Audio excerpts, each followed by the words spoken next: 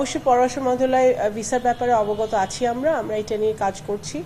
এটা কিভাবে আরও সামনে এই সমস্যাগুলো সমাধান করা যায় সেটা নিয়ে আমরা কাজ করছি।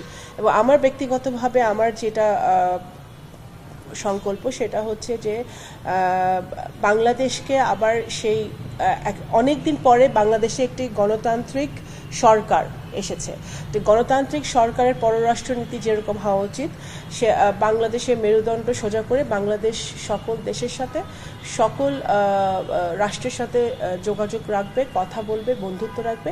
সেই মেরুদণ্ডটা আমাদের অনেক দিন পরে শক্ত হয়েছে, বিকজ আমরা একটি জনগণের ম্যান্ডেট নিয়ে আমরা এসছি। এবং শুধু এই সরকার শুধু পররাষ্ট্র মন্ত্রণালয় নয়, এই সরকার সকল দল, মত, ধর্ম, বর্ণ এবং আমাদের বিরোধী যারা নির্বাচন করেছে, এই নির্বাচনে সকলকে সাথে নিয়ে, আমাদের সিভিল সোসাইটি আছে, সকলকে সাথে নিয়ে আমাদের সিদ্ধান্তগুলো আমরা আমাদের মেরুদণ্ড শক্ত করে আমরা সামনের দিকে এগোতে চাই। বাংলাদেশকে সবার ভিন্ন নজরে দেখতে হবে।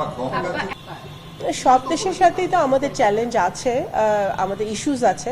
সেই ইস্যুসগুলো সমাধান করার জন্য আমাদের বাইল্যাটারাল, মাল্টিল্যাটারাল ভাবে আমাদের এগোতে হবে, সেটা আমরা এগোবো। এবং আগেই তো বলেছি, আমাদের সকল রাষ্ট্রের সাথে, সকল সরকারের সাথে আমাদের সম্পর্ক থাকবে। আমাদের স্বার্থ, বাংলাদেশের জনগণের স্বার্থকে সুরক্ষিত করে।